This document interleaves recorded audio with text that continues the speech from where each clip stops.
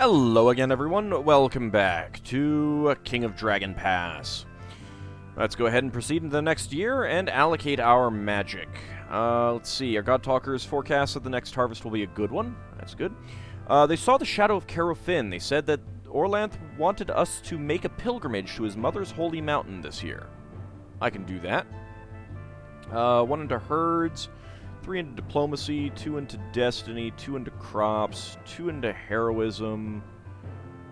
I can put another point into hunting because Olende is on the ring. Yay! Not actually losing anything because the Barntar person is not on there. That's not bad. 2 into trade, 1 into war. I think we're good there. I have fantastic news about Gardrestan. Due to his many hours of sparring and practice and sincere offerings to the gods of war, Gardrestan's ability at arms must now be ranked on par with the heroes of legends. I just heard what happened with the dispute between the elves and the Konthasos. Remember how the elves were insisting on temple rights? Well, the elves suddenly dropped their demands and melted back into the woods. Just goes to show you can never tell what the elves are going to do. We have some sick farmers, but it's not that bad. Alright, so, Gardrestan. He does now surpass Kalai in combat, and it might be worthwhile putting him on the ring, but for now, we're, I mean, part of it is that I don't have a animal or plant person, really. I have way too many Arnalda people.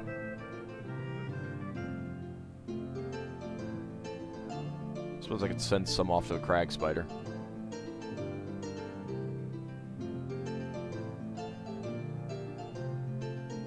But when Aranda dies, I'll probably replace her with someone else as well. Although, not sure who I would replace her with. Don't really have too many other deities. Alright, before we do our pilgrimage, let's go ahead and do Pathfinder. No, I'm already down here. Let's sacrifice for Pathfinder.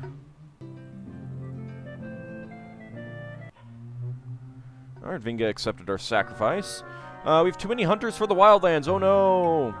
And Kengarl, a Thane of the Old Owl clan, comes to ask you for information about Vandarl, chief of the Genesny clan. We intend to enter into negotiations with Vandarl and hope that you know something about his personality, so that we will be well prepared for our parley with the Genesny, he says. As king of the tribe, surely you know about the clan chiefs. You can afford to let us owe you a favor. Alright, Kangarl's clan is loyal even if we make a mistake. The consequences will not be grave. Better to give Kangarl information we are sure of. Vandarl is very pious. The gods smile upon him every day. Vandarl is generous when it suits him aims. Vandarl is so silver-tongued he could convince a cow to milk itself. It is wise to gather intelligence on one's neighbors, and just tell him what we think of him, as if we were speaking about Vandarl. Okay, Vandarl, we know him well. We got 3 people. Is Vandarl a holy chief? Vandarl is very holy. Well, we know this one. Kangarl departed and thanked us for the information. Not long afterwards, he returned to Artula to thank us again. Your words gave us insight into Vandarl, and we used that insight to set up a favorable trade agreement. He gave us gifts, and the people were happy. Okay, let's go on a pilgrimage to Carofin. Okay, let's send Grivton. He's got good combat. He has no bargaining. Could send Vanarl.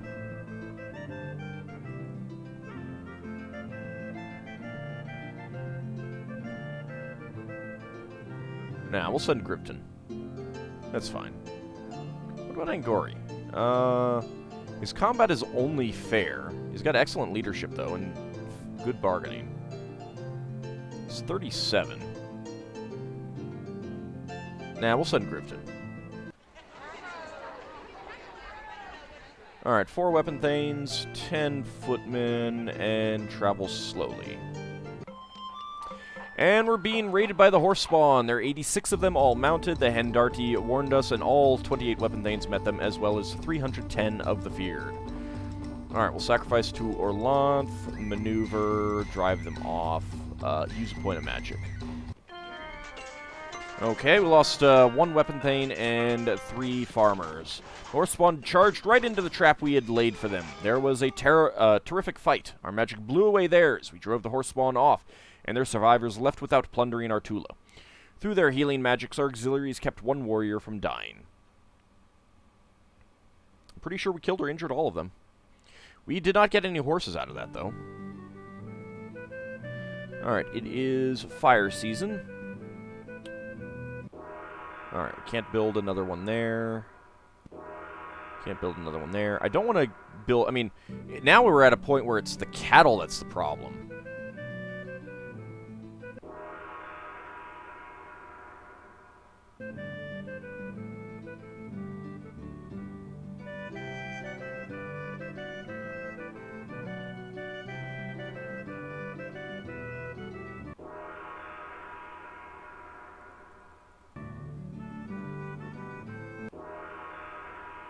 Nope. Alright. Ancestors. We could build a shrine to the ancestors. Go ahead and do that. And we're being raided by the Konthasos. They have 7 horsemen and 168 swordsmen. The wolves warned us, and all 27 weapon thanes met them, as well as 307 of the feared. Alright, drive them off. Skirmish. Not gonna sacrifice. Well, I'll sacrifice to Orlanth. The Konthasos had to charge through a devastating hail of missile fire. Kalai plunges into the heart of the battle and deals a savage blow to one of the Konthasos thanes. The warriors facing Kalai appear ready to flee for their lives, but more Konthasos warriors are struggling through the fighting towards the engagement, threatening to turn the tables if Kalai does not act immediately. What should Kalai do? Charge the enemy warriors immediately, rally several warriors to aid him, trust his comrades to take advantage of the opportunity. Let's try rallying several warriors to aid him. By the time Kalai could gather strong warriors to his side, the Konthasos had regrouped. Our chance was lost, but we kept fighting. We still won. Did lose some farmers, but we killed and wounded many, many of them. There was bitter fighting. Their magic was stronger than ours, but we were not dismayed. We drove the Konthasos off, and their survivors left without plundering our Tula. We captured 2 horses. With their careful attention, our auxiliaries kept 2 warriors from dying and patched up 2 of the wounded. I did not want to risk losing... I mean, he is excellent at combat, but I really did not want to risk losing Kalai, our tribal king. Speaking of... Tribe's mood is still happy. That is pretty good.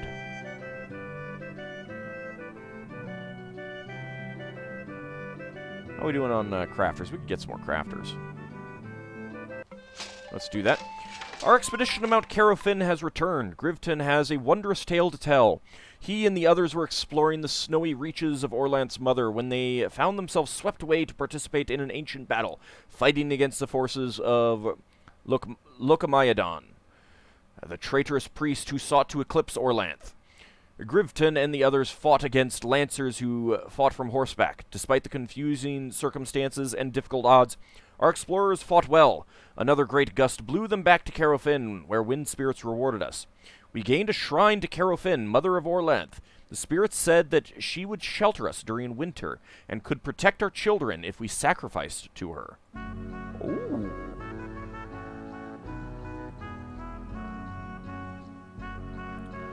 I have a shrine to Carofin now. I don't think I've ever gotten this. The mother of Orlanth and Yinkin. She is the huge mountain, sometimes called Wintertop. So we can do sacrifices for maternal ward. Your temple already provides this benefit. Alright. So maternal ward reduces child mortality.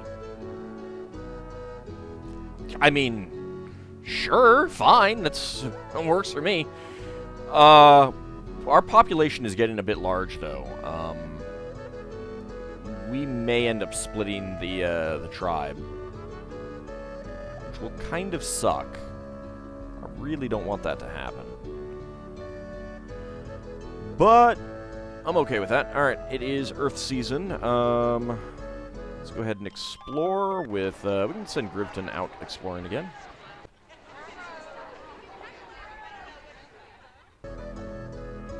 Travel slowly. I didn't find anything of... Oh, Tusk Riders! We're being raided by the Tusk Riders. There are 153 of them, all mounted. Luckily, our patrol spotted them, and all 31 weapon thanes met them, as well as 307 of the feared. Alright, let's use some magic, sacrifice to Glorantha, drive them off, and skirmish. No, we'll go with the maneuver. We outmaneuvered the Tusk Riders and gained a superior position. Fierce fighting ensued. Their magic was stronger than ours, but our courage was greater. We drove the Tusk Riders off, and their survivors left without plundering our Tula. Due to their prompt healing, our auxiliaries kept one warrior from dying and bandaged 3 of the wounded. So why don't we get food for killing their mounts? I don't know, it seems like something that we should get. Mordrim the Stout, a prosperous farmer from the Hendart clan, and his sons Korlmar and Hankorl arrive at your Tula. I understand you have Eurmal's shield, he says. I am prepared to offer 40 cows worth of goods for it. The members of the Hendarti know we are friends. We don't have to make this trade just to please them. I'm not sure we can trust this fellow. He didn't become the Stout by ending up with the short end of his deals. It's difficult to put a value on a unique treasure. We can assure Mordrim's friendship by making him a gift.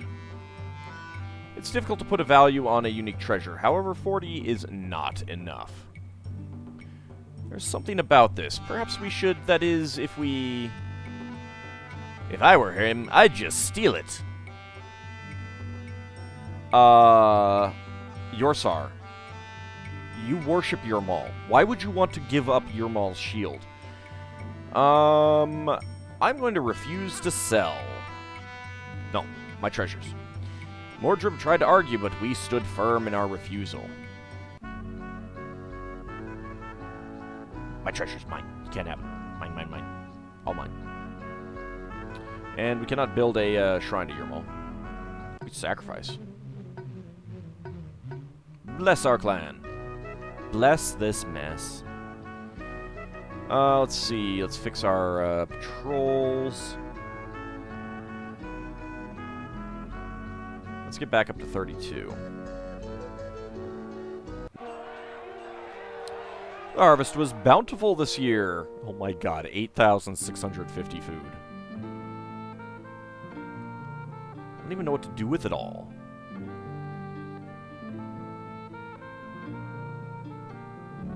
I do have 404 goods now.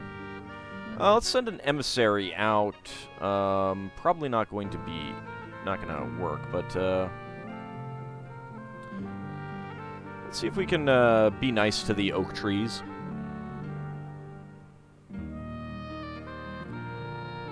No cattle. We've got a lot of horses.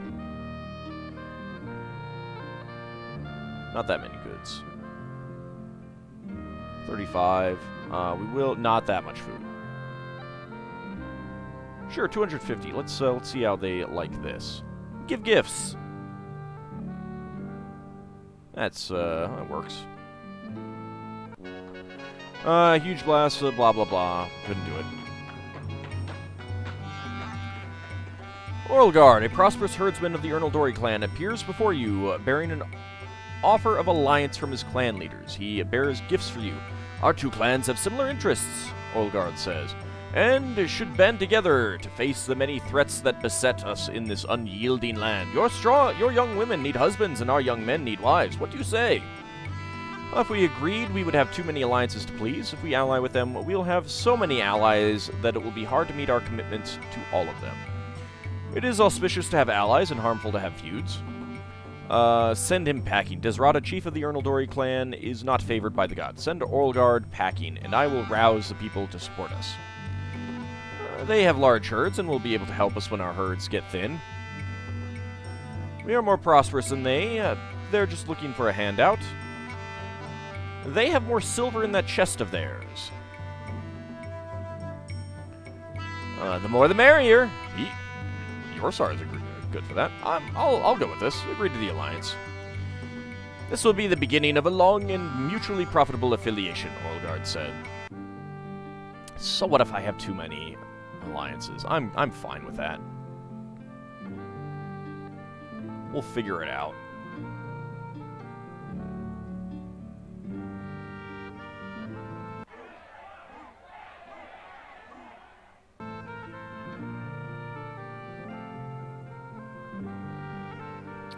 Alright, let's fix our patrols again.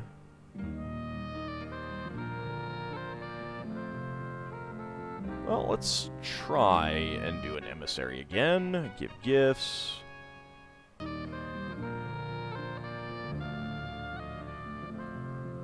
To the oak trees.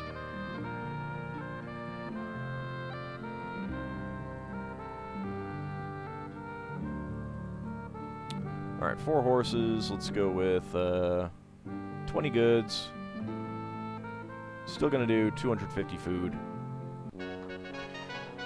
Nope. Alright, and we're being raided by the trolls. Sacrifice to Orlanth. Drive off. Skirmish.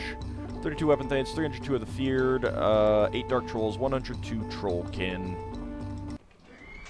The trolls had to charge through a withering hail of missile fire. The battle is a whirl of blood-splattered warriors and crying children. So far as Gardrestan can tell, no one is really in charge on either side. The battle is raging under its own power, being decided by skirmishes between knots of fighters. Charging in and out of the darkness. How should he fight? Avoid dangerous confrontations, fight bravely, go to where the fighting is worst, use his magic to defeat the trolls. What is your magic? It's very good. But his combat is also heroic. Go to where the fighting is worst. Gardrestan saw that we had not prepared enough torches. He grabbed a huge bundle of torches and ran among our warriors, giving each man or woman a lit brand so that they could see to fight. No deaths or injuries. Very nice. It's feeding our fields, so that's always nice.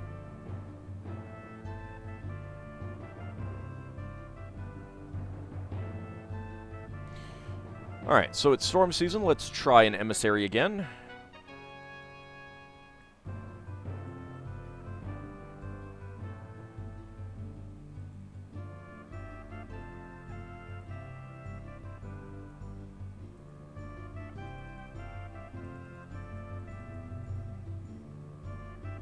And once again, we are going to the oak trees.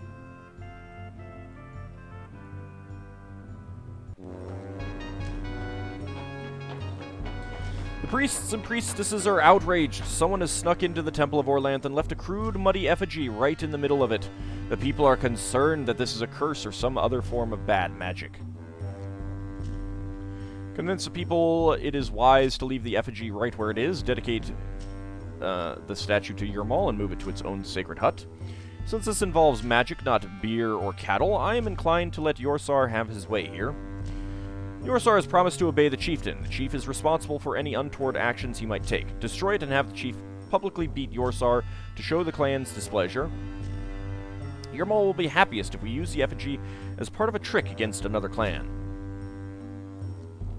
Send Olende to sneak it into... Olende is speaking in the third person. Send Olende to sneak it into the Konthasos temple. And you're out, so you can't give me anything. The people are disturbed by the strange thing, and will be pleased to see Yorsar punished. There's no big mystery. I put the effigy there in tribute to Eurmali, the trickster god. It will help us to overcome the skepticism of others. Let's try sneaking it into another clan's best temple. And we will go with the Konthasos. And who will go? Olende, you can go. How many warriors do you send with him? How about 4 weapon thanes? Let's keep it small. Olende snuck the effigy into the Konthasos temple without being noticed. Yorsar said Eurmali would be pleased by our spreading of his magnificence and would reward us. And we got some magic out of that. So that's good. Let's go into cattle raid against the turtles.